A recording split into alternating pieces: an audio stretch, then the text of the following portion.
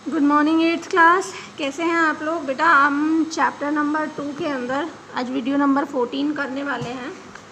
Video number 14 में क्या करेंगे हम, देखिए यहाँ पर टॉपिक क्या है हमारा, जंतुओं में रोगकारक जीवाणु। देखिए हमने मनुष्यों में पढ़ लिया था, मनुष्य में जो जीवाणु हैं किस तरीके से रोग पैदा करते हैं, कौन से रोग किस तरह के जीवाणु से होते हैं या विषाणु से होते हैं। आज हम अब पढ़ेंगे जंतुओं में, यानी कि जो जानवर होते हैं हमारे आसपास, उनमें जो जीवाणु लग जाते हैं वो किस प्रकार के होते हैं और किस तरीके से लग जाते हैं। देखिए कई प्रकार के सूक्ष्म जीव केवल मनुष्य और पौधों में ही रोग के कारक नहीं हैं, बल्कि दूसरे जंतुओं में भी रोग उत्पन्न कर देते हैं। ठीक है, अब यहाँ पर देखिए आपको एग्जाम्पल बहुत इम्पॉर्टेंट है, एंथ्रेक्स। ठीक है, एंथ्रेक्स एक ऐसा रोग है जो मनुष्यों और मवेशियों में दोनों में होता है। मवेशी मतलब पालतू जानवरों में भी होता है। ये जीवाणु द्वारा फैलता है, भयानक रोग है बहुत। ठीक है, गाय बैल भैंस में खुर और मुंह का रोग वायरस द्वारा होता है। अच्छा, खुर और मुंह, आपने देखा होगा जो गाय भैंस होती हैं उनके जो पैर होते हैं उनमें जब खुर होते हैं तो वो खुर फटने लग जाते हैं, और फिर बिल्कुल जैसे आपकी एड़ी फटती है ना, ऐसे उनके खुर फट जाते हैं और उनमें बहुत खून आता है। तो ऐसे जो रोग होते हैं वो वायरस जनित रोग होते हैं। ठीक है, एक बेटा एक साइंटिस्ट थे रॉबर्ट कोच। ठीक है, ये जो है इन्होंने एक जीवाणु की खोज की थी, बैसिलस एंथ्रेसिस। ठीक है, और इसी जीवाणु से कौन सा रोग होता है, एंथ्रेक्स रोग होता है। ठीक है, अब आप देखिए पौधों में रोग उत्पन्न करने वाले सूक्ष्म जीव कौन कौन से होते हैं उनके बारे में हम पढ़ लेते हैं। देखिए पौधों में कई प्रकार के सूक्ष्म जीव होते हैं जो गेहूँ, चावल, गन्ना, आलू, संतरा, सेब, है ना, सारे पौधों में लगते हैं। ठीक है, रोग हो जाते हैं पौधों में। रोग के कारण क्या होती है, फसल में कमी आती है, उसकी उपज कम हो जाती है फसल की। ठीक है, इसलिए आपको एक तालिका नीचे दी हुई है जो अभी मैं आपको बताऊंगी, वहाँ पर आपको कुछ पादप रोग दिए गए हैं। ठीक है, कुछ पादप रोग आपको यहाँ पर इस टेबल में दिए गए हैं। देखिए कैसे, नींबू कैकर, ये पादप का रोग है, जीवाणु के द्वारा फैलता है और संचरण का तरीका है हवा से फैलता है, जीवाणु हवा से फैलाते हैं। और ये तो आपने बहुत देखा है इस मौसम में बेटा, आप लोगों के कईयों के घर में नींबू के जो है ना पेड़ होंगे, और नींबू जो होते हैं ना बेटा, आपने देखा होगा नींबू पे दाग लग जाते हैं भूरे भूरे कलर के, छोटे छोटे इस तरीके के, है ना। तो ये जो है ये कैकर रोग की वजह से होता है। फिर आप देखिए दूसरा, गेहूं की रस्ट समझ रहे हैं, घुन लग जाता है तो वो गेहूं का पाउडर बना देता है, वो किसके कारण होता है, कवक के कारण। ठीक है, और क्यों फैल जाता है बेटा, वायु से फैलता है, बीजों से भी फैल जाता है ये ना। तो इस तरीके से गेहूं का रस्ट भी हो जाता है।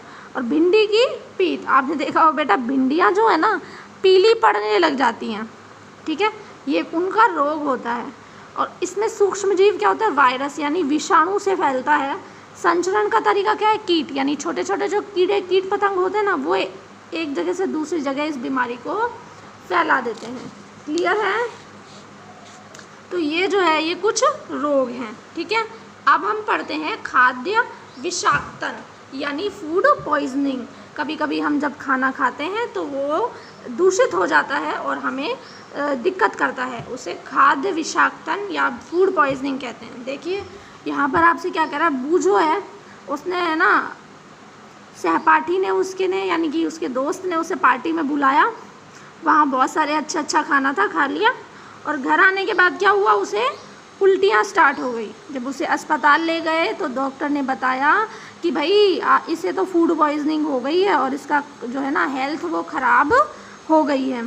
तो अब हमें देखो, अब यहाँ पर ये पहेली जो है इसको बहुत आश्चर्य हो रहा है कि जो भोजन हम खा रहे हैं वो विष यानी जहर कैसे बन जाता है।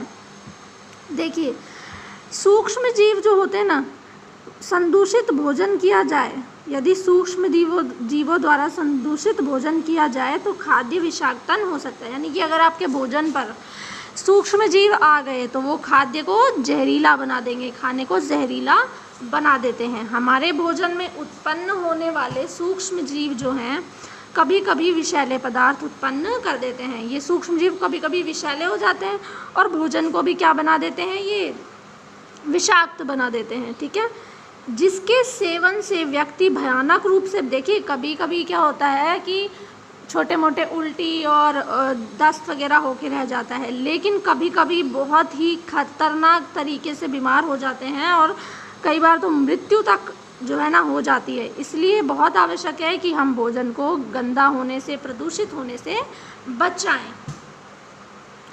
अब हम बात करते हैं टॉपिक हमारे खाद्य परिरक्षण। खाद्य परिरक्षण में तो खाद्य भंडारण के साथ साथ ही है, मतलब कि किस तरीके से, जैसे होता है फसलें उग जाती हैं, बीज हो जाते हैं, अब उनका भंडारण करते हैं, इसी तरीके से पके हुए खाने को किस तरह से सुरक्षित रखना है वो परिरक्षण होता है।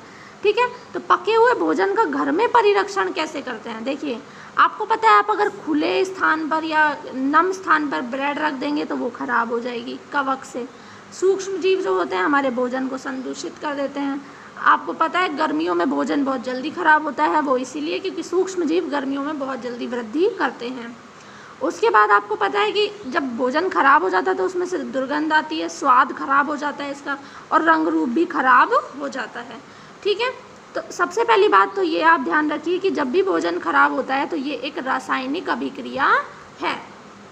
ठीक है, अब आप देखिए, पहेली ने कुछ आम खरीदे, कुछ उसने क्या खरीदे बेटा, आम खरीदे, परंतु कई दिन तक वह उन्हें खा ही नहीं पाई। ठीक है, आम तो खरीद लिए पर खा नहीं पाई, और बाद में देखा तो सभी आम सड़ गए। अब उसको, लेकिन उसको पता है कि उसकी माँ ने ना आम का एक अचार, कैरी का अचार बनाया था जो बहुत दिनों तक खराब नहीं होता। ऐसा क्यों? ठीक है, ऐसा क्यों होता है बेटा, इसके लिए कुछ रासायनिक उपाय होते हैं। क्या क्या उपाय होते हैं देखिए।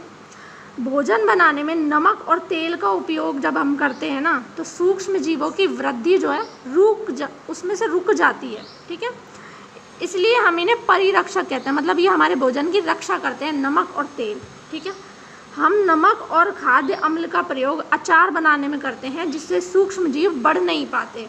ठीक है, आपने देखा होगा कैरी के अचार में बहुत सारा तेल और बहुत सारा जो है नमक डालते हैं। नींबू के अचार में भी काफ़ी नमक डाला जाता है, जिसकी वजह से क्या होता है, उनमें सूक्ष्म जीव नहीं पड़ते। और अगर आप कोई साइंस का उदाहरण लेना चाहें तो सोडियम बेंजोएट और सोडियम मेटाबाइसल्फेट, ये एक केमिकल आते हैं जो खाने को बचाते हैं, जो किस किस में डलते हैं, जो आप बाज़ार के अचार खाते हैं, जैम खाते हैं ना, उनमें ये जो है केमिकल्स डाले जाते हैं जिनसे जो खाना है आपका वो ख़राब नहीं होता है।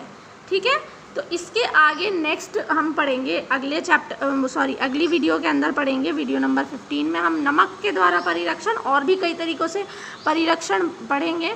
तब तक के लिए आप इस चैप्टर को रीड करें। इनकी जो मैंने आपको ये रोग वाली सारणियाँ बताई हैं, ये आपको CW के अंदर बनानी है बाकायदा और लर्न करनी है। ठीक है, थैंक यू।